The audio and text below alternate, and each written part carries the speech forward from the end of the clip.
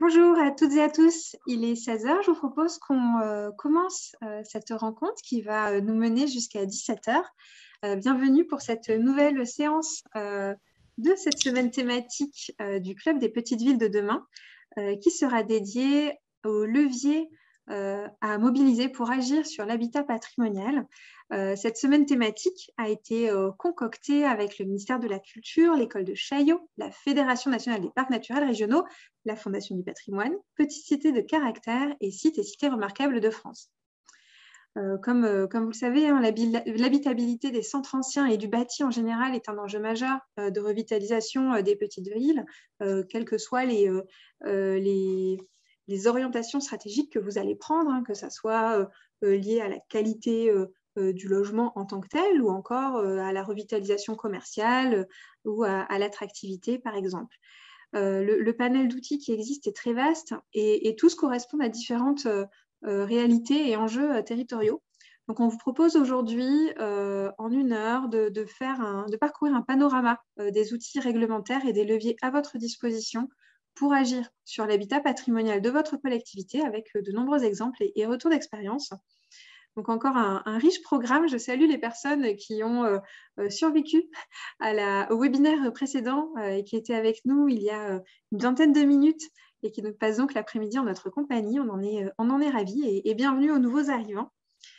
Donc comme toujours, quelques petites remarques techniques. Nous vous invitons à poser vos questions tout au fil de cette séquence dans l'onglet questions-réponses en bas de votre écran et d'interagir d'ailleurs avec les questions qui auront été posées.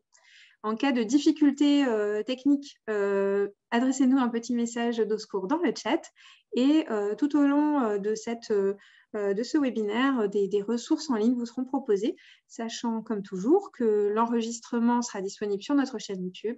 Vous aurez accès au support de présentation ainsi qu'à l'ensemble des ressources auxquelles il est fait référence. Ceci étant dit, il me reste à céder la parole à Madame le maire de Pont-Saint-Esprit, Madame Claire Lapéroni, qui nous a fait le plaisir d'intervenir lors de la formation des chefs de projet et élus référents qui s'est déroulée au mois de juin et qui avait notamment témoigné de sa volonté de passer d'une politique patrimoniale pure à une politique d'aménagement de demain avec de nombreux leviers déjà activés. Merci beaucoup, Madame le maire, d'accepter de revenir avec nous dès aujourd'hui pour nous apporter votre éclairage et votre témoignage et ouvrir cette séquence. Je vous cède la parole pour une dizaine de minutes et j'oubliais bien évidemment que Pont-Saint-Esprit fait partie du réseau Sites et cités remarquables, ce qui nous permettra également de vous entendre sur tout ce que peut vous apporter l'appartenance à ce réseau en tant que petite ville de demain. Merci beaucoup pour ce lancement. Bonjour à toutes et à tous. Merci d'avoir invité une nouvelle fois Pont-Saint-Esprit. Je suis ravie de participer à ce webinaire. Donc, j'ai prévu trois diapos, 3 slides pour essayer de répondre à la problématique posée aujourd'hui, qui est très vaste. Donc, d'abord, Pont-Saint-Esprit, vous avez la physionomie de notre ville à droite de l'écran. Donc, c'est une ville du nord-est du Gard, 10 600 habitants, donc une petite ville de demain qui est à l'entrée de la région Occitanie et qui a, comme de nombreuses petites villes en France, des problématiques urbaines et sociales importantes. Et l'enjeu, c'est que depuis 10 ans que je suis élue, alors je ne suis pas maire depuis 10 ans, hein, mais depuis 10 ans que la nouvelle équipe est arrivée à Pont-Saint-Esprit, on a eu une stratégie de long terme pour répondre à ces enjeux. Donc, Pont-Saint-Esprit, je vous l'ai dit, il y a la confluence de trois grandes régions. Donc, affirmer Pont-Saint-Esprit, vous voyez, avec un bâti ancien, dense, le long du fleuve Rhône, comme un pôle de centralité, hein, puisque nous faisons partie de l'agglomération du Gard rhodanien, mais nous sommes la deuxième ville de cette agglo. Le deuxième enjeu, essayer de rendre cette ville plus attractive qu'elle ne l'est aujourd'hui. Donc, ça prend du temps, hein, mais en lien, bien sûr, avec son patrimoine historique qui est très riche. Et donc, on est ravis, vous l'avez dit, de faire partie du réseau Cités Cités Remarquables, parce que ça, c'est un partenaire de choix et de poids. Le troisième enjeu, c'est, puisque c'est un gros problème dans ces centres anciens historiques où le bâti est très dense, adapter renforcer l'habitabilité de ces maisons qui sont très, très, très proches les unes des autres et où il y a une vacance et une indignité de logement qui est patente.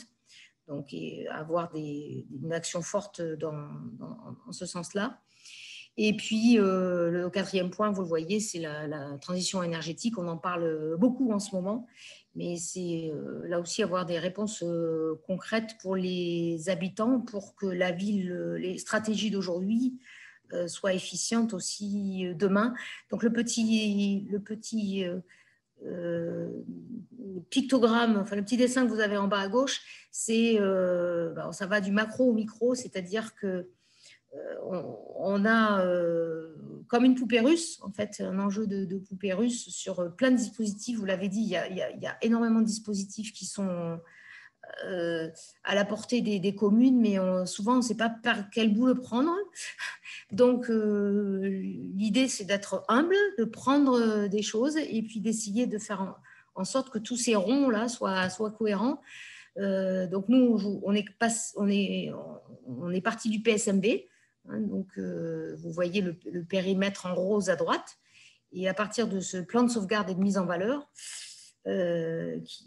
qui a approuvé un secteur, un SPR l'an dernier, tirer les ficelles de tous ces dispositifs pour à la fois agir sur l'habitat grâce à l'OPA et aussi répondre aux enjeux du quartier prioritaire politique de la ville, puisque la ville est rentrée en QPV en 2015. Donc, voilà, on va passer à la slide d'après parce que je ne veux pas être trop longue. J'ai que 10 minutes. Donc, je viens d'en parler, le QPV, c'est le quartier prioritaire politique de la ville, avec un revenu médian de ces 1300 habitants dans ce secteur à 9600 € par an et par ménage. Ça, c'est la réalité. Une indécence et une insalubrité forte dans ce quartier. Et des problèmes aussi liés à la sécurité du bâti, puisque quand vous avez un incendie dans le centre, c'est compliqué de faire passer les pompiers. Et ce centre ancien oui, il y a des problèmes, oui, il y a des enjeux, mais il est stigmatisé, il y a de la vacance, il y a de la salubrité, il y a de la pauvreté. Mais grâce à la synergie de tous ces dispositifs, on peut en sortir. Alors, ça prend du temps, il ne faut pas se mentir. Ça ne se fait pas en 2-3 ans. Donc, nous, ça fait une dizaine d'années qu'on est dessus. Il y a des choses en plus qui politiquement ne se voient pas. Une OPA-RU rénover 120 logements grâce à l'aide de l'État et la volonté de la commune, donc grâce à l'ANA, ça ne se voit pas, mais en tous les cas, ça permet aux habitants de rester dans le centre ancien et d'avoir une meilleure habitabilité de leur logement. Donc, vous avez tous les dispositifs en bas qui sont listés. L'OPA-RU, ça, c'est un dispositif qui marche bien et qui doit être conforté. Et donc, il y en avait une de 2014 à 2019 et on en a relancé une là récemment. Et puis, avoir des secteurs à enjeux ciblés aussi pour le traitement de l'habitat insalubre. On ne peut pas tout faire en même temps. Donc, je pense qu'il faut cibler des poches. Et là, grâce à l'EPF Occitanie aussi, qui est très, très dynamique, on a pu cibler la partie en rose et verte qui est, vous voyez, au nord de la carte, là, pour avoir une action bien ciblée sur ce périmètre. Voilà. Et le troisième slide, j'essaie d'aller vite. Vous allez vite, mais prenez quelques minutes tout de même. Voilà. Et le troisième slide, c'est que, bien sûr, c'est des dispositifs et des politiques qu'il faut prendre au vol, si j'ose dire, mais il ne faut pas hésiter non plus à recalibrer. C'est l'exemple, vous voyez, sur l'OPA 2014-2019. On s'est rendu compte au fil du temps que l'opération façade, le périmètre, c'était compliqué pour les gens d'avoir plusieurs périmètres. Donc, avoir une unité de périmètre pour à la fois répondre aux enjeux de façade, aux enjeux d'habitabilité grâce à l'OPA. C'était plus pertinent. Donc, il ne faut pas hésiter aussi, dans le temps, à modifier ces périmètres, faire des bilans et adapter les ressources aux habitants. Parce que si on fait tout ça, effectivement, c'est pour répondre aux questions des habitants. Il ne faut pas là aussi se cacher derrière le petit doigt, dire que le patrimoine historique d'une ville, c'est ce qui la sauvera. C'est compliqué parce qu'avoir un PSMV, avoir un SPR, ça implique des contraintes aussi pour les gens, donc des contraintes qualitatives. Donc il faut vraiment faire preuve de pédagogie. Et cette pédagogie, bien sûr, les élus la apportent, mais c'est porté aussi en interne par de l'ingénierie. Donc, on a un chargé de mission, on a un architecte conseil aussi qui intervient. Donc, en interne, et grâce à la petite ville de demain aussi, grâce au chargé de projet de petite ville de demain qui sera financé par le dispositif, ça va nous permettre aussi d'accentuer ce volontarisme et de continuer à mettre en œuvre toutes ces politiques qui, encore une fois, sont longues. Et je pense qu'il ne faut pas leurrer non plus les gens et dire que ça va se décanter en 4-5 ans. Souvent, pour notre cas, en tous les cas, on sait qu'il faudra plusieurs années, mais ce n'est pas parce que c'est long qu'il ne faut pas y aller. Donc, un grand merci pour votre écoute. J'espère que j'ai été claire. En tous les cas, bien sûr, les slides sont à votre disposition et puis je suis à votre disposition aussi pour toutes les questions. Merci beaucoup. Merci beaucoup, Madame le maire, pour cette présentation en introduction qui place très bien, puisque si vous me permettez ce mot, vous êtes vraiment la championne des dispositifs. Vous en avez empilé vraiment beaucoup. Donc, votre tour d'expérience et vos mises en garde, finalement, et vos petits points d'alerte sont vraiment très précieux pour tout le collectif. Si vous en êtes d'accord et si vous êtes disponible pour rester avec nous tout au long de cet échange, je me permettrai peut-être de vous réinterroger enfin après les interventions des uns et des autres pour donner votre éclairage. Et je précise, parce qu'il y a eu des petites interventions, effectivement, Petite Ville de demain n'arrive pas au milieu d'une terra incognita. Il y avait l'AMI Centre-Bourg porté par le CGET qui accompagne une 50aine de collectivités et également un grand nombre de politiques publiques au niveau local portées par les conseils régionaux, les conseils départementaux, l'État. Et on est vraiment dans un dispositif qui vient compléter et s'hybrider avec des dispositifs existants en fonction des volontés des exécutifs régionaux et départementaux. Et c'est le cas en Occitanie. On en est ravis à l'ANCT que ce travail collectif prenne forme au bénéfice des territoires et de vos projets. Excusez-moi, du coup, je suis navrée. Oui, j'ai oublié de citer effectivement, vous venez de le dire, Bourg-Centre, hein, ça c'est la région Occitanie. Et moi, je serais obligée de vous quitter vers 16h30. Il n'y a aucun problème, Madame le maire. C'est pour ça que je vous posais la question. Merci beaucoup. Mais du coup, je le sais et je me permettrai peut-être de vous interpeller ou de vous relayer des questions éventuelles avant 16h30. Je vous propose d'engager un temps d'échange autour des sujets urbanisme et réglementation qui nous permet de retrouver un intervenant que nous avons déjà vu sur un autre sujet dans le cadre de Petite Ville de demain, Anthony Koenig, qu'on avait eu le plaisir d'entendre sur les enjeux et un chef de projet À quoi ça sert en fin d'année dernière, si je ne m'abuse, et donc qui est chef de projet urbanisme à Joinville, qui connaît bien le dispositif de l'AMI Centre-Bourg, et également Jackie Cruchon, qui est donc l'ancien directeur de l'urbanisme de Bayonne. Bonjour et merci beaucoup, messieurs, de votre participation à ce premier temps d'échange. Donc, nous allons parler outils concrets pour agir sur l'habitat. Quelles sont les réglementations? Quels sont les facteurs de succès d'une politique réussie?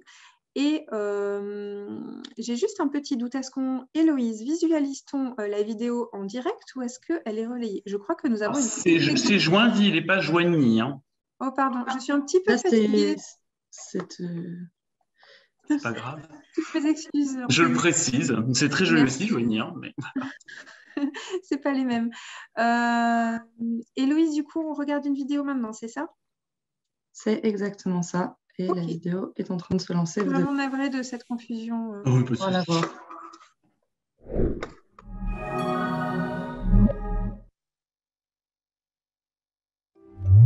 Joinville, dans la Haute-Marne. Comme beaucoup de bourgs en France, Joinville souffrait il y a quelques années d'une dégradation démographique et économique. Refusant la fatalité, la municipalité a décidé de réagir il y a une dizaine d'années. Dans le cadre de la politique de revitalisation du centre-bourg, la démarche a été à la fois globale sur l'ensemble de la ville, équipement, limitation de l'étalement urbain, et maximisée sur le cœur de ville où les problèmes se conjuguaient, mais où à la fois on est dans des politiques transversales avec le patrimoine comme chapeau, c'est l'enveloppe bâtie et paysagère, et là-dedans l'habitat, le commerce, la culture, l'ensemble des fonctions. La municipalité a donc mis l'accent sur la rénovation de son patrimoine. Si elle a engagé des travaux sur le patrimoine public, l'essentiel du budget a été alloué à des projets privés par le biais de subventions. Et la ville peut parfois, lorsque la situation est compliquée sur un immeuble et qu'on n'arrive pas à avoir le foncier, là prendre une procédure coercitive, s'occuper de la reprise du foncier, quitte à le recéder ou le revendre ensuite, mais la finalité c'est toujours de trouver une fonction et une restauration de qualité. Un architecte des bâtiments de France accompagne la municipalité et les acteurs privés de l'étude de leurs projets jusqu'à la fin de la réalisation des travaux. Une permanence architecture et urbanisme a été mise en place au sein de la mairie. Joinville possède un patrimoine très riche qui a été oublié jusqu'assez récemment. Ce patrimoine, on le retrouve non seulement sur les extérieurs mais également sur des intérieurs. Le patrimoine forcément forge l'identité de la ville, c'est une richesse commune que chacun doit pouvoir partager. Un inventaire du patrimoine est toujours en cours, les propriétaires qui le désirent sont invités à y participer. Par le travail d'inventaire, par le travail de mise en valeur, l'intérêt de pouvoir faire en sorte que chacun des propriétaires, chacun des visiteurs puisse se réapproprier ce patrimoine et participer à la mise en valeur et au partage de la connaissance sur ce patrimoine. La revitalisation du centre-bourg, c'est une prise de conscience politique qu'il y a un problème dans les cœurs de ville en général et dans les petits bourgs en particulier. Et une fois qu'il y a une prise de position politique qui commence à se clarifier sur ce sujet, elle a besoin évidemment pour être mise en œuvre de techniciens, mais aussi d'alimentation après entre le technique et le politique pour encore mieux approfondir les problématiques du territoire et développer davantage encore cette équipe technique et ses actions. La mise en place d'une AVAP en 2012 et d'un comité local d'accélération des politiques publiques par les services de l'État ont encore dynamisé les opérations de rénovation. Alors toute cette démarche de revitalisation du centre-bourg a permis de mettre en place beaucoup de chantiers. Les habitants reprennent confiance dans la ville, dans leur histoire et retrouvent progressivement un sentiment de fierté par rapport à la ville grâce aussi au label Petite Cité de Caractère.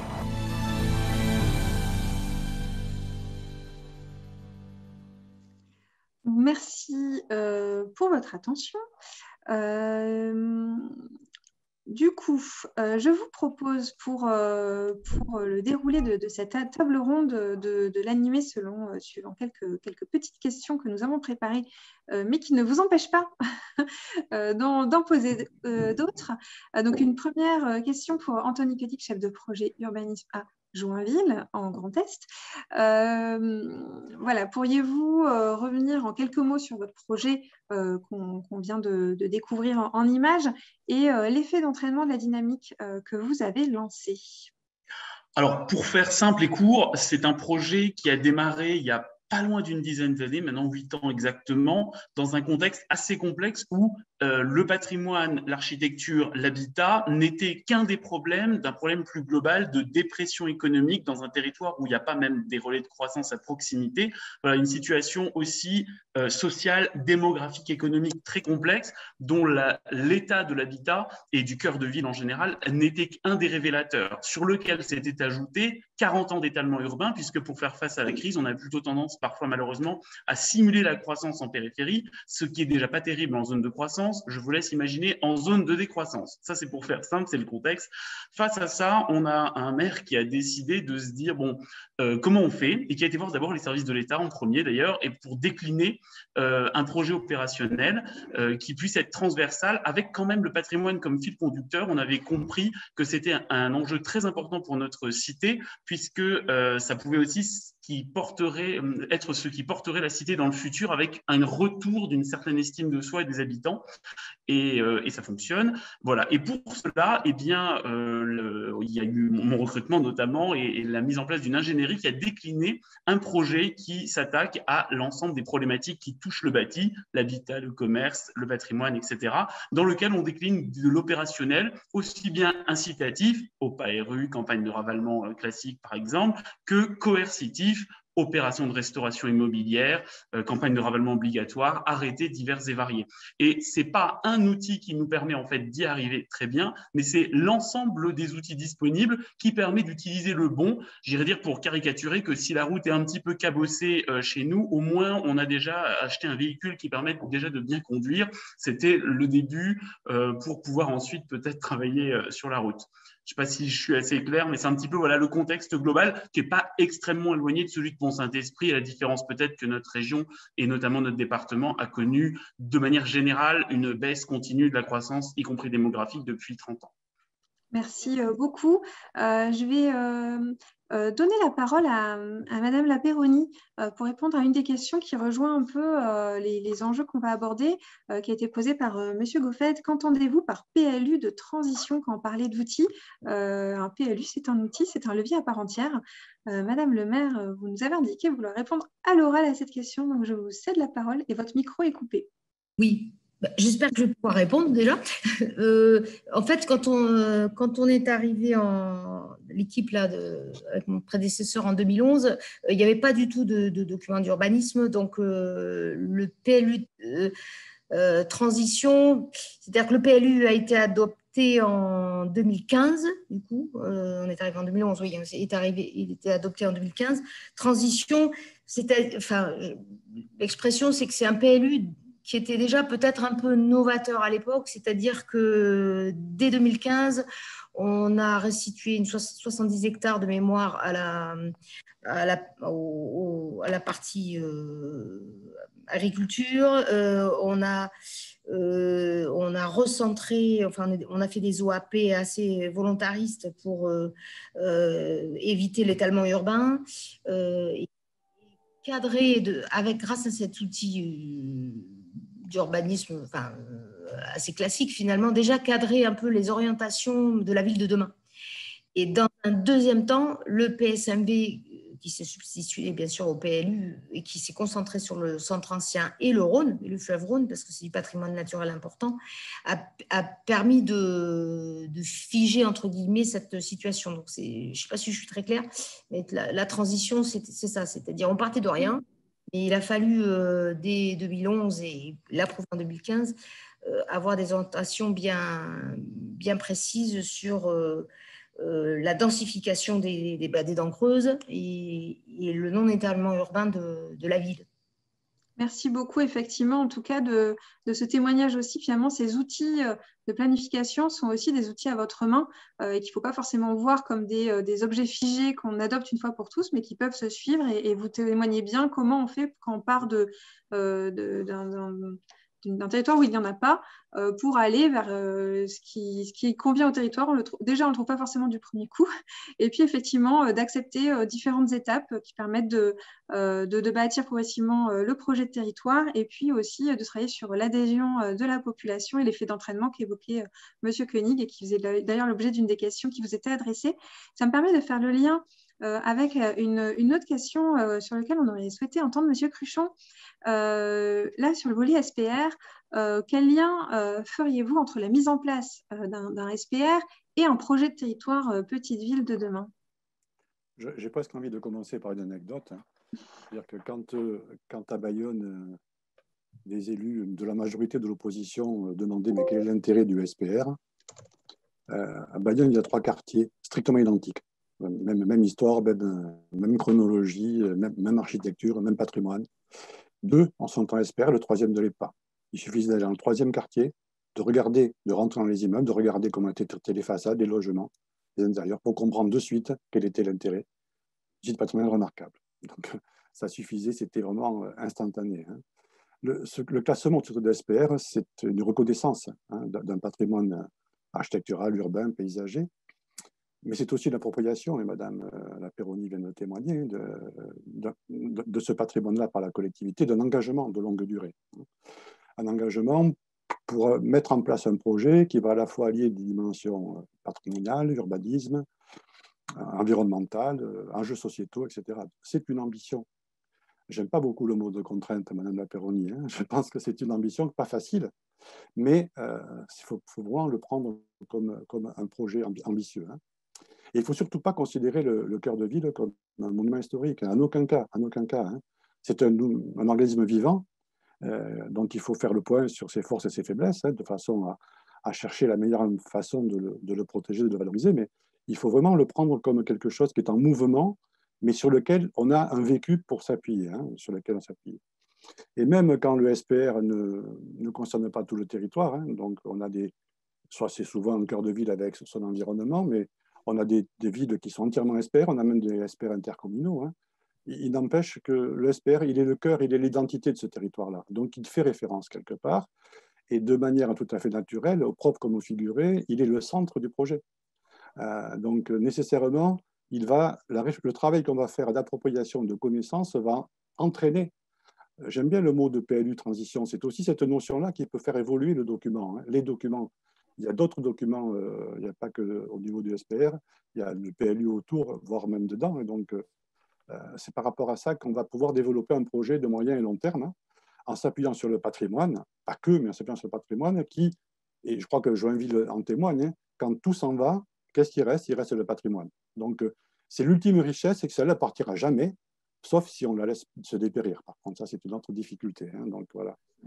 Et parmi les méthodes pour appréhender le contenu du SPR, hein, il y en a une qui est importante, hein, c'est de visiter les immeubles, les parcelles, les unes après les autres, de faire un inventaire exhaustif, de façon à avoir une bonne situation du logement. Son état technique, son état sanitaire, son état d'occupation, ses qualités architecturales et patrimoniales qui vont servir à développer le projet. Hein. Et ces visites permettent de révéler ou de montrer à nouveau des gisements, des pépites. J'ai en mémoire le maire de Lectoure, 4000 et quelques habitants. Hein. Lectoure, c'est une petite ville intéressante avec des façades de 19e sympathiques, mais qui ne sortent pas de l'ordinaire, mais qui sont quand même intéressantes. Hein. Et derrière ces façades, le SPR a montré qu'il y avait tout un bâti médiéval extrêmement riche, extrêmement intéressant, qui sert de support aujourd'hui à un développement économique touristique et qui sert aussi de support aujourd'hui à un plan de sauvegarde et qui sert de support en développement de nouveaux types de logements. Donc je crois que cette connaissance-là, elle est extrêmement importante. Et puis souvent, Madame la Perroni l'a évoqué, hein, les cœurs de ville ont parfois été délaissés. Et de ce fait, ils sont devenus des repères, des situations de logement social de fait. Ils accueillent des petits ménages, ils accueillent des ménages en précarité. Et du coup, on se dit, tiens, mais le marché, c'est ça. Demain, quel est le besoin de mon centre? C'est répondre à cette demande de petites gens, entre guillemets, de petits ménages, de gens en difficulté, et dont la tendance va être de répondre à ce marché à court terme. Mais ce n'est qu'un marché à court terme.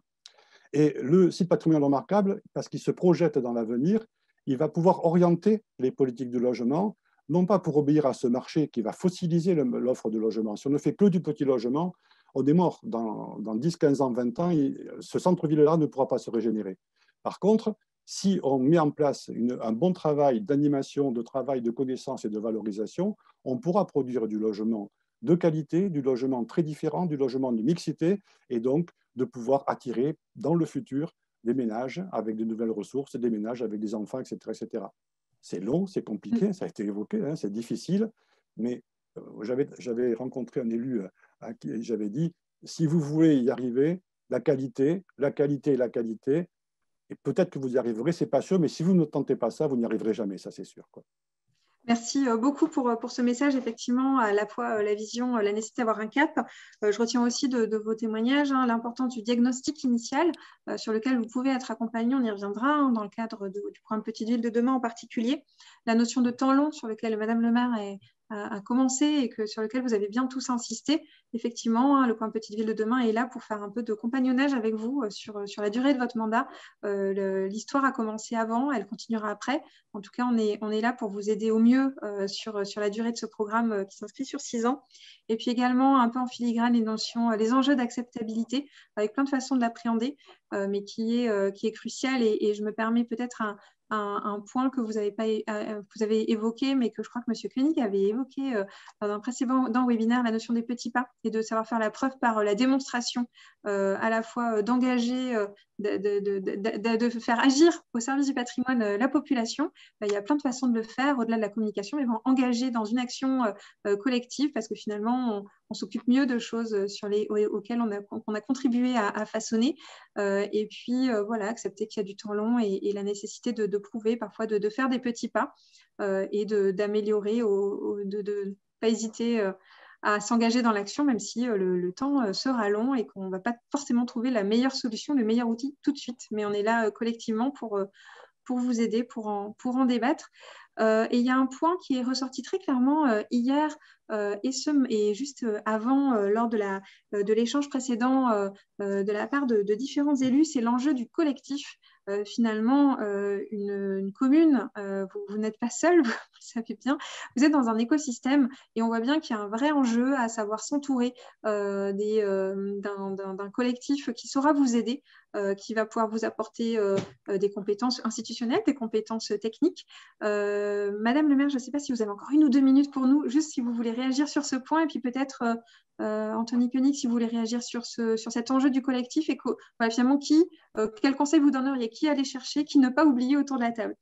Madame Lapeyronie, je vous laisse peut-être répondre en premier, comme ça, si vous devez filer, on ne vous retient pas plus longtemps. Oui, merci. C'est sûr que moi, je suis la première à dire qu'ensemble, on va toujours plus loin. Donc, le collectif et surtout les petites villes de notre strate, on ne peut rien faire tout seul. Donc, aller chercher de l'appui dans les réseaux qu'on a cités, les grands réseaux nationaux, c'était remarquable. La Fondation du patrimoine aussi, quand on a du patrimoine historique important, la Fondation du patrimoine est un compagnon très très précieux pour les communes, et puis vous l'avez dit, les acteurs institutionnels, le département, la région, bien sûr le PCI dont on est membre, et puis les ressources locales. On a parlé du tissu associatif aussi. Dans toutes les villes, il y a quand même souvent un tissu associatif riche. Donc on peut aller les chercher. Puis moi, je crois beaucoup en la jeunesse aussi. Donc, vraiment travailler avec, si la commune a un conseil municipal des jeunes ou des enfants, la jeunesse aussi, c'est un bon vecteur pour faire passer des messages. Donc voilà, c'est vrai que c'est comme ça qu'on fait entendre la parole et qu'on construit mieux la vie de demain, il me semble. Merci beaucoup. Je ne sais pas si Anthony Koenig voulait réagir. Eh bien, écoute, si vous voulez, mais du coup, moi, je peux que corroborer ce qui a été dit. Donc, évidemment, les partenaires institutionnels, officiels, il n'y a pas de souci, je suis bien d'accord, ils sont là tout au long du projet. Alors, il se trouve que moi, par mon parcours personnel, j'ai aussi un parcours associatif à côté. Alors, la fondation, je suis délégué pour la Haute-Marne, donc j'ai un petit peu l'habitude là-dessus de travailler avec. Mais le côté collectif, je l'ai appris dans une autre association qui s'appelle Maison Paysanne de France et qui est aussi importante dans la réhabilitation au niveau national. Et j'y ai appris les chantiers participatifs et j'ai eu de la chance d'avoir un maire très ouvert à Joinville qui m'a dit OK quand je lui ai dit écoutez, nous on fait ça en associatif, est-ce que ça vous dirait qu'on se lance du côté de la ville? Et on a monté en fait des chantiers participatifs, au départ des petites remises en peinture, on a fini avec des façades à pans de bois. Alors on ne fait pas tout seul, mais on en fait une grosse partie en collectif, orienté vers des gens qui ont parfois des difficultés financières, mais en créant aussi un collectif qui s'élargit d'opération en opération. qui permet d'apprendre les bonnes méthodes, mais aussi de passer surtout un moment ensemble, de lever toutes les questions qu'il peut y avoir justement sur ces enjeux de centre ancien, parce que c'est aussi ça qui est important, au-delà de la restauration, de montrer qu'en peu de temps, avec une opération collective, eh bien, on peut changer un peu un bout de rue, parce que mine de rien, une façade qui se restaure, même s'il y en a 20 qui ne sont pas encore restaurés, si c'est rien passé dans la rue, c'est un effet collectif et entraînant. Donc en fait, je trouvais que ces chantiers participatifs étaient vraiment un outil essentiel, au-delà de la restauration et d'une solution pour les gens en difficulté financière. Eh bien, c'était aussi un moment d'échange très important, collectif, qui permet effectivement de créer et d'élargir un peu les amoureux du centre historique ou des enjeux patrimoniaux de la ville, et simplement l'envie de faire revivre, parce qu'on se rend compte que c'est aussi les mêmes qui ont envie parfois que le commerce ou autre se redéveloppe. Donc voilà, un petit peu un outil. Après, des outils de partage, il y en a plein d'autres, et si les gens ne peuvent pas tous faire des chantiers, il y en a déjà, ils peuvent faire des gâteaux pendant le chantier, ça nous aide aussi. Et sinon, il y a aussi les visites de chantier, tout simplement, y compris les chantiers publics qu'on fait. Enfin, tous ces moments d'échange sont très, très importants. Plus on crée de collectifs, et on vient de passer une année où c'était compliqué d'en faire, et on s'est rendu compte à quel point c'était de plus en plus utile, enfin nous dans notre projet en tout cas, c'était de plus en plus utile de créer ces moments collectifs, et je vous passe les détails, je pense aussi aux visites qu'on fait avec le personnel de la collectivité en tant que ville, qui parfois n'est pas forcément au courant dans chaque service de ce qui se passe dans le cœur et pourquoi et comment, mais qui peut être, puisqu'ils sont de la ville, on leur pose des questions au coin de la rue, des habitants ou autres, donc c'est bien en fait de mettre le plus de monde possible sans créer des usines à gaz, ça se fait en fait très naturellement. Donc voilà, moi je voulais compléter plutôt avec ce volet des habitants parce que j'étais déjà d'accord avec tout ce qui avait été dit avant. Merci beaucoup pour cet éclairage très concret, et puis je pense qu'il va… Permettez juste 2 secondes de compléter… Oui, j'allais vous passer la parole. Je vous en prie, monsieur Pluchon. De compléter cette notion de collectif, ça va aussi jusqu'à l'autorisation de travaux. Je veux dire que pour moi, c'est important qu'on soit associé collectivement, les bâtiments de France, le maître d'ouvrage, le maître d'œuvre, la collectivité, l'instructeur, à la définition du projet. On a besoin de comprendre les attentes des uns des autres. On a besoin de se comprendre, on a besoin de comprendre le territoire. Et donc, c'est très, très important d'être très présent dans l'élaboration du projet, chacun étant dans sa logique, dans sa propre politique. Mais c'est important de fonctionner comme ça. C'est même vital parce que c'est comme ça qu'on noue des relations et qu'on dédramatise en quelque sorte ces fameuses relations conflictuelles que l'on a trop fréquemment. Donc ça, c'est essentiel. Donc, et pour trouver un moyen d'y parvenir, à Bayonne, on a mis en place une boutique du patrimoine de l'habitat, qui était un lieu de référence où on pouvait montrer l'évolution de la ville, qu'est-ce que c'est que le patrimoine, comment on intervient, l'explication du patrimoine, mais aussi on recevait tous les acteurs, les artisans, les architectes, les propriétaires. Et c'est un lieu qui est en dehors de la mairie, parce que les gens peuvent parler plus facilement, ils ne vont pas à Canossa, quand ils vont à la mairie, ils vont à Canossa. Quand ils viennent dans cet espace-là, on peut parler librement, on peut se fâcher, on peut se dire les vérités, on peut se dire des choses plus ou moins gentilles, mais on fait projet ensemble et on progresse et on partage. Ça me semble l'essentiel de ce travail aussi, quoi. Merci beaucoup pour ce complément. Effectivement, ça a rempli la boîte à idées, la boîte à témoignages de comment faire finalement pour embarquer, puisqu'on a les enjeux de maintenir la flamme sur le temps long, enfin l'initier et la maintenir sur le temps long, et un vrai levier de réussite de ces stratégies.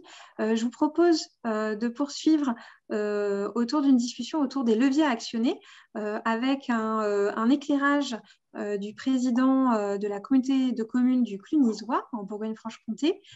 Et ensuite, on aura des petits aperçus rapides de différents dispositifs portés par la Fondation du patrimoine, par l'Agence nationale de l'habitat et par le ministère de la Transition écologique. Mais je cède de suite la parole à Jean-Luc Delpech, donc président de la Comcom du Clunisois. Merci beaucoup, Monsieur le Président, d'être avec nous. Je vous laisse présenter le processus de mise en place du SPR de Cluny, le travail accompli, et merci beaucoup d'être parmi nous. Oui, en quelques mots pour présenter le territoire. Donc, la communauté de communes du Clunisois, c'est 42 communes en milieu rural. Le chef-lieu, c'est Cluny, une petite ville de 5000 habitants. Et la communauté en compte au total à peu près 14 000. Donc, ça veut dire que les 41 autres communes ont en moyenne 200 habitants. Donc, ce sont vraiment des tout petits villages, souvent d'ailleurs scindés en plusieurs hameaux. Nous avons, sur la première année du mandat, mis en œuvre tout un travail sur notre projet de territoire, qui a commencé par un diagnostic de territoire.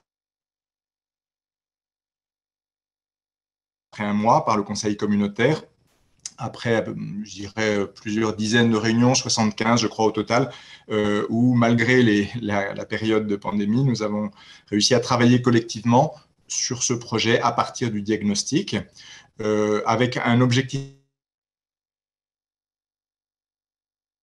à horizon 2040, donc avec une politique vraiment volontariste sur cette question-là. Et puis au cœur, bien sûr, du projet de territoire, les enjeux démographiques. On est un territoire dont la population se développe légèrement, mais cette évolution cache d'une part un solde naturel qui est très négatif, donc avec des classes âgées qui sont prédominantes, de compenser la situation. Et donc, pour nous, comme nous tenons à bien respecter l'idée de paysage est particulièrement précieux, nous travaillons sur la question de la vacance, puisqu'il y a à peu près 10 à 11% de vacances. Et c'est donc la possibilité pour nous de continuer à accueillir des habitants sans artificialiser le territoire.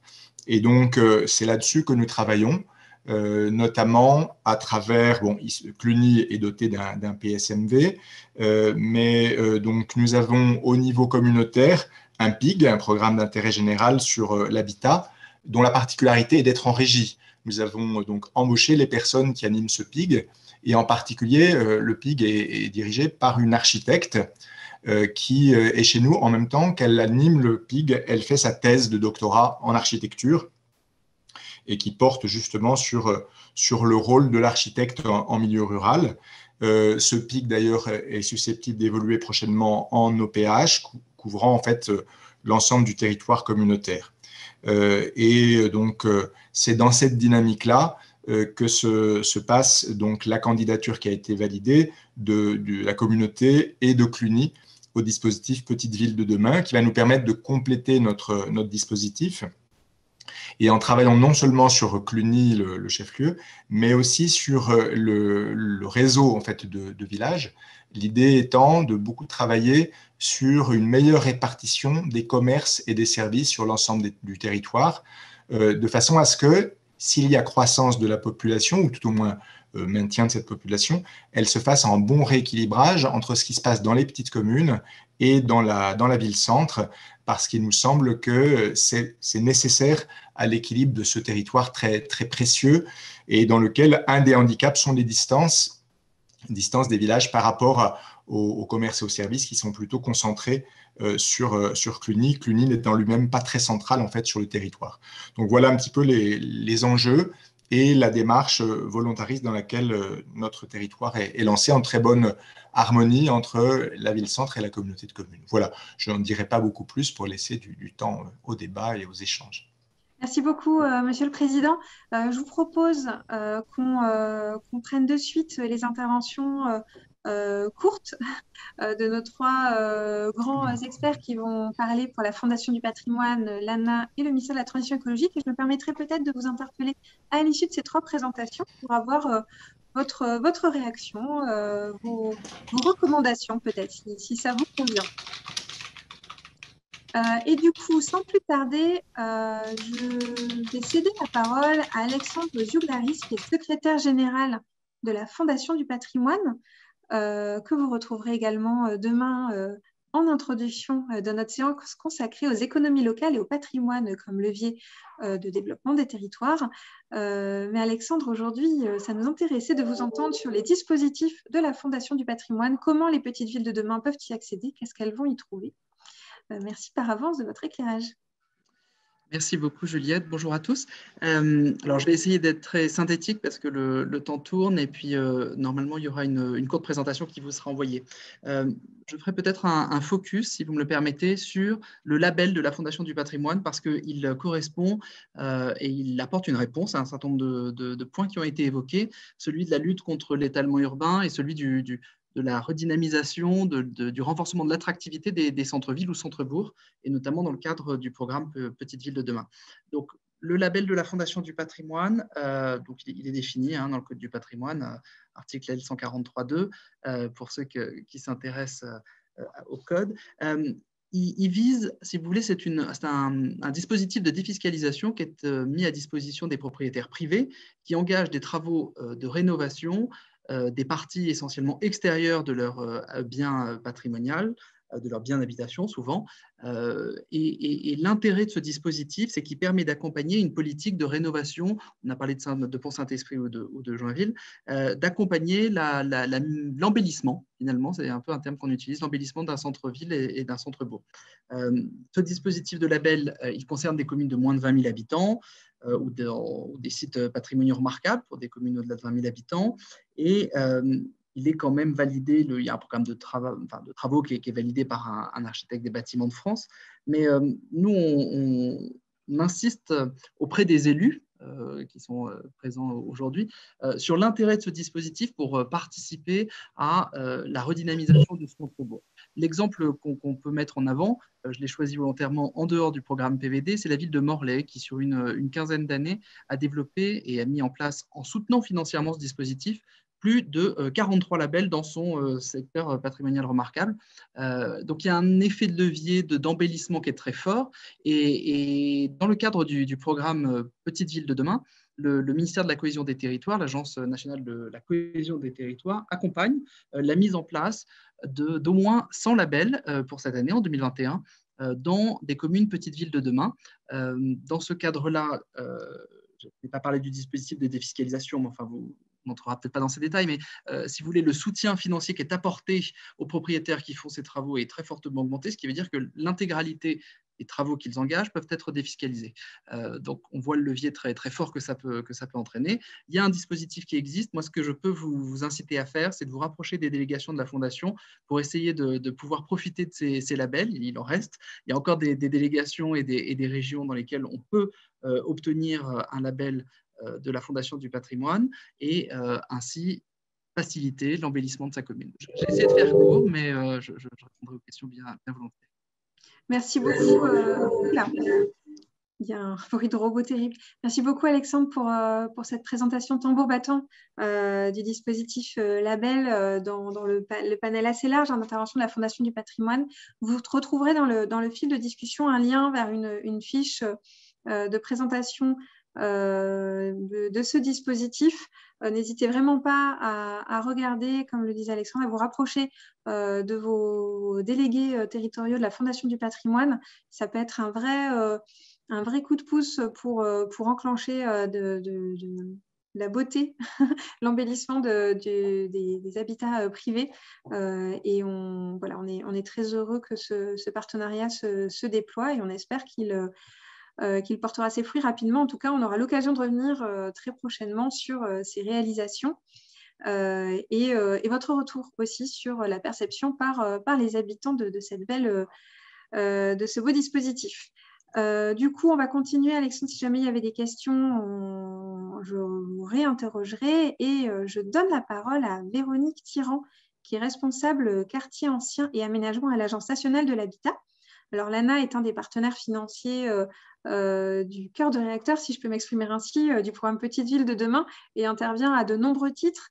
Et vous avez d'ailleurs pu découvrir l'ampleur de l'accompagnement que l'ANA peut vous apporter par rapport à vos enjeux d'amélioration de l'habitat lors de la formation des chefs de projet, des élus référents. Aujourd'hui, Véronique, on souhaiterait t'entendre sur la présentation d'un outil en particulier. C'est très frustrant, mais c'est le format qui veut ça, qui est... et ça y est, j'ai oublié, le financement sur la vente d'immeubles à rénover, le fameux VIR.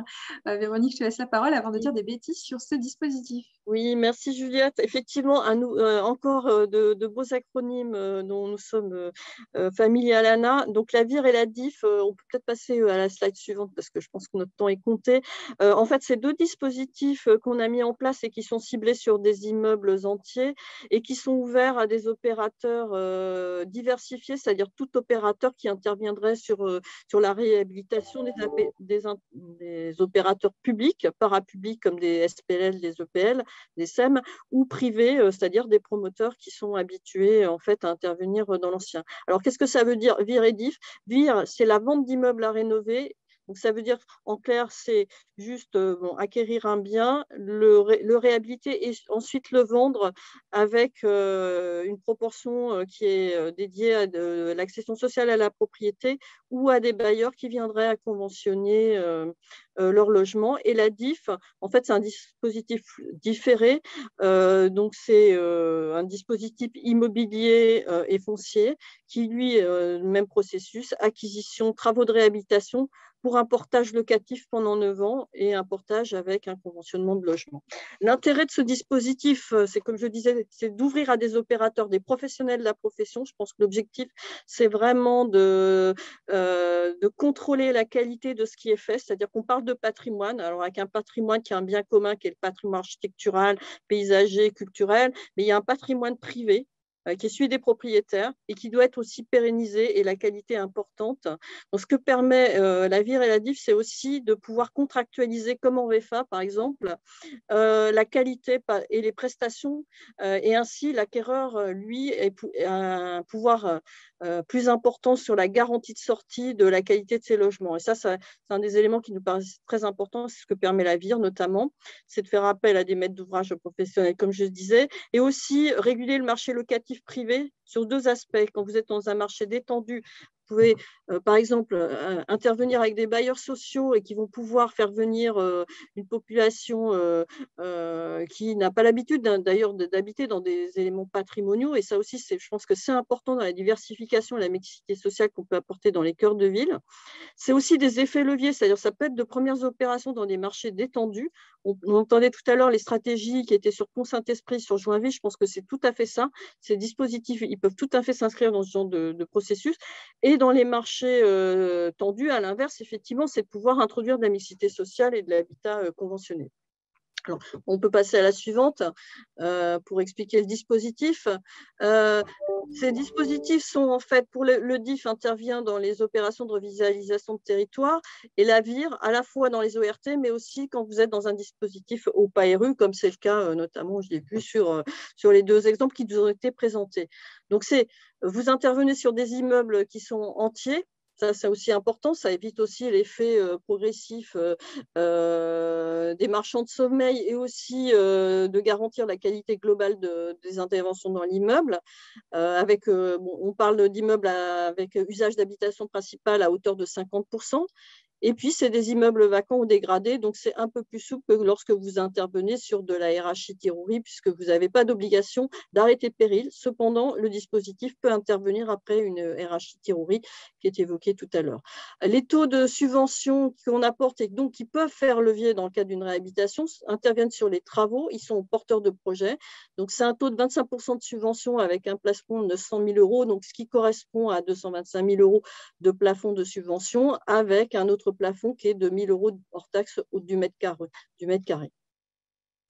Et l'autre obligation, c'est évidemment, puisqu'on intervient aujourd'hui beaucoup, vous avez bien sûr entendu côté ANA sur MaPrimeRénov', c'est aussi qu'il y a une obligation de réhabilitation qui permette un gain énergétique de 2 étiquettes avec un minimum d'étiquettes D.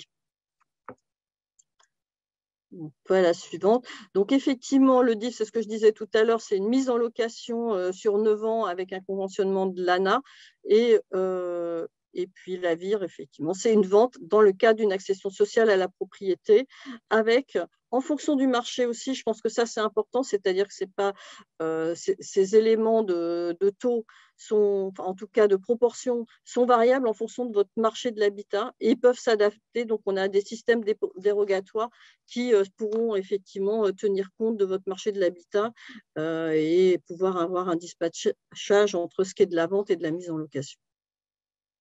Et je pourrais revenir après s'il y a des questions. Je peux comprendre que ce soit un peu complexe.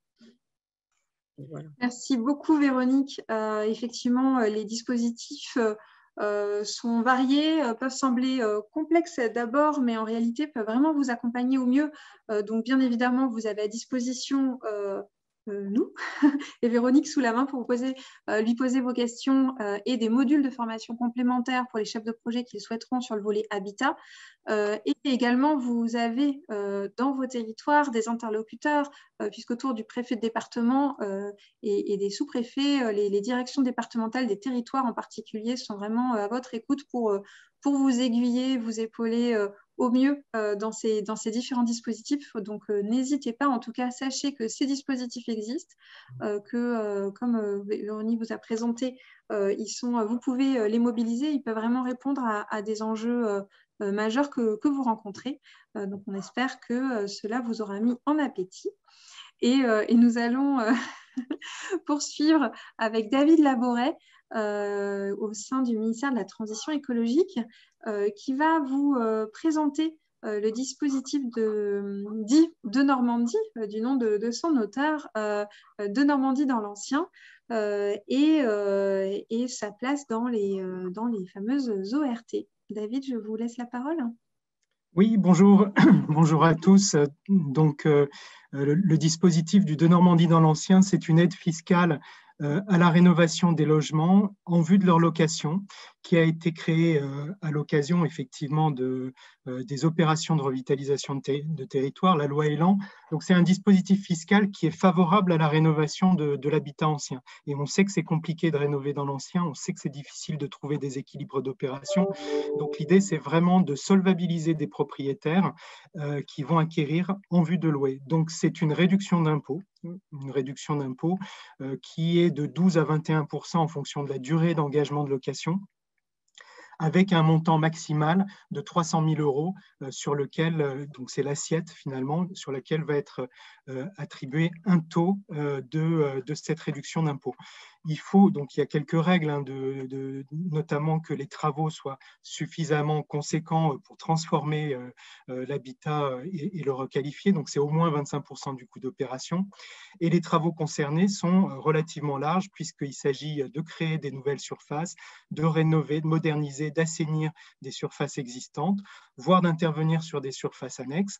Et puis parallèlement à ça, faire des travaux d'économie d'énergie pour l'ensemble de ces surfaces, pour réduire le niveau de consommation par mètre carré et intervenir sur un certain nombre de points qui peuvent être de la rénovation de combles, du changement de fenêtres pour mettre du double vitrage, etc. etc. Ça s'adresse alors aux villes effectivement qui sont Action Cœur de Ville de droit, à certaines villes en PNR CAD dans des petites agglomérations et à toute ville qui a signé une ORT. On peut passer à l'image suivante. Alors, après 2 ans d'application, c'est très jeune comme dispositif, mais on se rend compte que le dispositif est peu mobilisé. D'abord parce qu'on ne connaît pas cet outil et nous allons mettre en place, une foire aux questions et des guides investisseurs à votre disposition, donc à la disposition des chefs de projet Petites Villes de demain, Action Cœur de Ville, mais aussi à l'intention de toutes les DDT avec lesquelles on travaille, notamment en lien avec les opérations de revitalisation de territoire. Donc ce seront vraiment vos interlocuteurs. Donc, un déficit de connaissance de cet outil, une incertitude sur les coûts de réhabilitation. Le neuf est beaucoup plus sécure parce qu'on sait combien va coûter un logement en sortie, alors qu'en réhabilitation, c'est plus compliqué. Et puis, des opérateurs de rénovation d'immeubles ensembliers qui sont relativement rares, alors que c'est eux qui peuvent porter le risque et c'est eux qui peuvent assumer justement des opérations déficitaires contrebalancées par des opérations davantage excédentaires. Et donc, je fais le lien avec Véronique Tirant de l'ANA qui met en place ce dispositif VIR et DIF à destination de professionnels de la rénovation pour des immeubles entiers. Eh bien, le De Normandie dans l'ancien peut être aussi favorable à des porteurs de projets un peu professionnels, c'est-à-dire qui savent évaluer correctement des coûts. Néanmoins, le De Normandie dans l'ancien s'adresse à tout acheteur finalement d'un bien qui va être rénové pour être mis en location. Et le De Normandie dans l'ancien, c'est des maires motivés parce qu'ils ont choisi de signer une ORT souvent pour mobiliser cet outil, le De Normandie dans l'ancien. On sait aussi qu'il y a une bascule générationnelle qui va avoir lieu dans le pavillonnaire, souvent construit dans les années 70-80, et les ménages arrivent finalement à l'âge de la retraite et certains vont vouloir vendre pour se rapprocher des services, et notamment des services médicaux, mais des commerces aussi, dans les centres-villes. Voilà, le Pinel va tendre aussi à réduire son avantage à l'avenir. Donc le Denormandie dans l'ancien est un dispositif fiscal jeune, peu utilisé aujourd'hui, mais qui mérite finalement de tracer l'avenir. D'abord parce qu'il favorise la rénovation des centres-villes, donc la revitalisation urbaine, et aussi une seconde politique publique qui pour nous est très importante, qui est la limitation de l'étalement urbain et plutôt recycler et réutiliser l'existant. On peut passer à la dernière slide. Alors, nous mettons en place dans les prochains jours une foire aux questions spéciale de Normandie dans l'ancien, un guide investisseur à destination de tout porteur de projet, mais aussi à destination des banques, des notaires, de toute personne, toute institution qui est au contact de ces porteurs de projets et de ces investisseurs, un guide collectivité. Et donc, ça vous sera donné dans les prochains jours, en sachant également que nous allons mettre en place avec un groupe d'une quinzaine de communes une opération un peu pilote qui est de discuter autour de ce kit d'information, de relever les remarques, éventuellement de faire évoluer les dispositifs.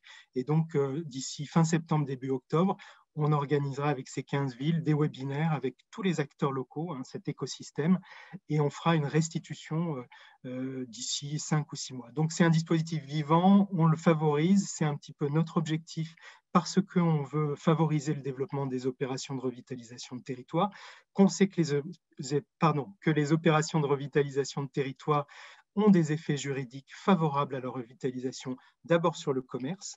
Et c'est vrai que le commerce aujourd'hui peut être favorisé en centre-ville pour l'installation de grandes surfaces en supprimant le passage obligé par la CDAC, mais on peut aussi stopper des implantations commerciales de grandes surfaces en périphérie. Et puis l'autre versant de ces effets juridiques de l'opération de revitalisation de territoire porte sur le logement. Véronique l'a rappelé avec l'AVIR et le DIF, et le Denormandie dans l'ancien est également un autre dispositif favorable à la rénovation. Voilà. Merci beaucoup, David. Alors, quand je vois la flopée de questions qui tombent dans le fil de discussion, on mesure bien l'intérêt, d'une part, et également la nécessité, effectivement, de pédagogie et d'outils d'explicitation. Du coup, ce que je vous propose, c'est de toute façon, on sauvegarde toujours toutes vos questions. On va rebalayer ça pour vérifier qu'il y aura des éléments de réponse dans les éléments que David évoquait à l'instant. Et sous son contrôle, je pense qu'on pourrait programmer un webinaire dédié à ce sujet-là d'1 heure à la rentrée, vu l'enthousiasme manifeste et le besoin d'approfondir le sujet. Je crains sinon qu'on le fasse vite et mal maintenant. Donc, si David en est d'accord, on va vous organiser ça pour la rentrée avec un témoignage de collectivité comme toujours et puis un éclairage qui permettra de revenir sur les différents sujets en appui de la boîte à outils dont David vous a fait un petit teasing en avant-première. Merci beaucoup à nos 3 intervenants. Vous avez pas mal d'éléments de réponse dans le fil questions-réponses. N'hésitez pas à plutôt utiliser cet outil-là en bas de votre écran plutôt que le fil chat. C'est plus simple pour y répondre. Et pour conclure cette table ronde, et c'est la bonne nouvelle, c'est que l'ensemble des diaporamas vont être mis en ligne de manière concomitante. Donc, vous aurez le lien tout de suite après parce que vous avez vu, on a des supports de présentation extrêmement riches. Merci beaucoup aux intervenants. On souhaitait une présentation synthétique, mais plutôt là aussi en guise d'apéritif, du centre de ressources pour la réhabilitation responsable du bâti ancien, qui est un portail qui s'adresse à un vaste public. Toute personne finalement concernée par un projet de réhabilitation peut y trouver des outils et des informations utiles. Donc, je vais céder la parole pour quelques minutes à Élodie Herbelé, qui est responsable d'activité performance énergétique des bâtiments au sein du CREBA. Oui, merci, bonjour à tous. Donc, je travaille au CEREMA. Le CEREMA étant, pour ceux qui ne le connaissent pas, le bureau d'études du ministère de la Transition écologique. Et donc, effectivement, je suis responsable technique de CREBA. Et au CREBA et au CEREMA, depuis plusieurs années, on se pose la question de comment réhabiliter énergétiquement les bâtiments anciens. Donc, les bâtiments anciens, pour nous, étant les bâtiments d'avant 48 construits avec des techniques et des matériaux traditionnels. Et donc, la réponse sur la slide suivante. Pas comme ça. Donc ça, c'est au niveau du patrimoine. Il suffit de se balader pour voir ce genre d'atrocités, de rénovation énergétique qui se font par l'extérieur au mépris de tous les éléments patrimoniaux modestes, mais intéressants des bâtiments de nos villes et de nos villages. Alors ça, vous en êtes probablement bien au courant, mais pas non plus comme ça, c'est-à-dire avec des matériaux qui ne sont pas adaptés.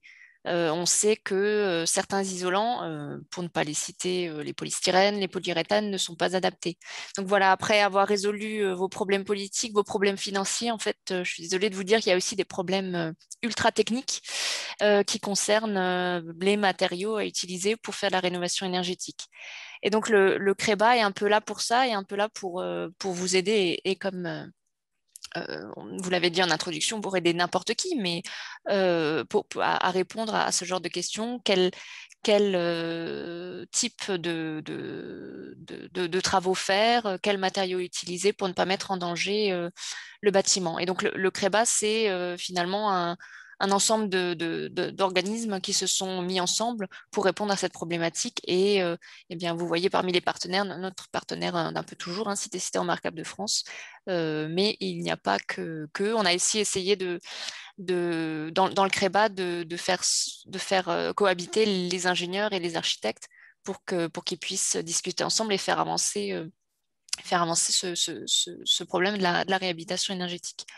Après, je peux rapidement vous dire ce qu'il y a sur le CREBA, mais je vous invite à le découvrir par vous-même.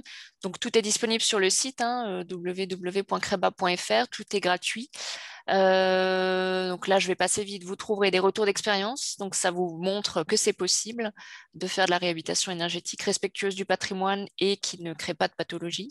Vous trouvez un espace documentaire où ce qui peut être intéressant pour vous, c'est de faire une recherche par région. Est-ce qu'il y a un CAUE, un parc naturel, un département qui a fait des brochures sur comment isoler votre typologie dans votre pays, dans votre département. Slide suivante. Et aussi des outils d'aide à la décision. En premier, une charte qui définit ce qu'est une réhabilitation responsable d'un bâtiment ancien. Slide suivante. Et un outil un peu, non, je vais être franche, plus complexe qui s'appelle la Guidance Wheel, mais qui permet un peu d'appréhender toutes les difficultés qu'on peut rencontrer lors de la réhabilitation d'un bâtiment ancien. Et pour finir, nous organisons aussi des colloques. Cette année, nous avons organisé un cycle de webinaires. Le webinaire de lancement a eu lieu le 6 mai et nous avons 3 webinaires thématiques le 12 octobre, le 16 novembre et le 14 décembre qui abordent différents thèmes, les matériaux, les équipements, être bien entouré. Et en mars 2022, nous aurons un colloque en présentiel à Toulouse avec comme grand témoin l'architecte Dominique Gauzin-Muller. Donc je vous invite par exemple à nous suivre sur les réseaux sociaux, vous pourrez avoir toutes ces informations. Et donc pour finir, je vous incite à aller voir le site du CREBA et à vous en imprégner. Voilà. Merci beaucoup Élodie d'avoir joué le jeu du pitch sur un sujet aussi vaste et un outil aussi complet. Voilà, vous avez dans le lien, dans le fil du chat, le lien vers le site du CREBA qui vous permettra d'explorer ça. Et comme vous y êtes invité, si cela vous... si vous souhaitez approfondir, n'hésitez pas à suivre les activités en direct sur le CREBA et puis aussi à nous faire part à la suite de ces webinaires. Voilà, on a identifié les ORT très clairement et surtout le de Normandie dans l'ancien comme un vrai sujet à poursuivre. Le club est là pour vous, donc n'hésitez pas à nous faire remonter les besoins que vous pourriez avoir en termes de thématiques, de témoignages, de regards d'experts plus ou moins approfondis. On s'adaptera à vos besoins. Il me reste à vous remercier pour cette après-midi complète dédiée aux enjeux patrimoniaux dans les petites villes de demain avec ce focus sur l'habitat patrimonial en cette deuxième partie d'après-midi. Un grand merci aux intervenants pour leur disponibilité dans la préparation et la qualité de leurs interventions. Vous avez déjà le lien vers leur support de présentation et le replay sera très prochainement disponible. Comme toujours, les préfets et leurs services sont à votre écoute, sont là pour vous dans le cadre du programme Petite Ville de demain, soit pour pouvoir vous aider en direct, soit pour pouvoir vous aider à trouver les bons interlocuteurs. Donc, si vous êtes un peu perdu, retournez-vous vers votre préfet et ses services. Le réseau des services de l'État est vraiment là pour vous et à vos côtés. Et puis, rendez-vous demain pour ceux qui le souhaitent, on l'espère en tout cas, pour le dernier rendez-vous de cette semaine thématique consacrée au patrimoine et à la culture, avec un focus demain sur le patrimoine, facteur d'attractivité pour les économies locales. On aura des témoignages d'élus des Pyrénées-Atlantiques, de Savoie et du Cantal. Voilà, et donc comme je l'évoquais à plusieurs reprises, nous sommes à votre écoute, que ce soit via notre site internet, par mail. On a vraiment besoin de vous pour connaître vos besoins, vos attentes et faire de ce club un outil utile pour vous épauler dans vos projets. Et voilà, donc il me reste à remercier comme toujours ma fine équipe, la direction de programme Petite Ville de demain au sein de l'ANCT, en particulier Héloïse Thibault, qui a concocté cette semaine avec l'ensemble des partenaires. Merci à elle, merci à eux. Et à très bientôt. Bonne journée. Au revoir. Au revoir. Merci. Bonne journée. Bonne fin de journée.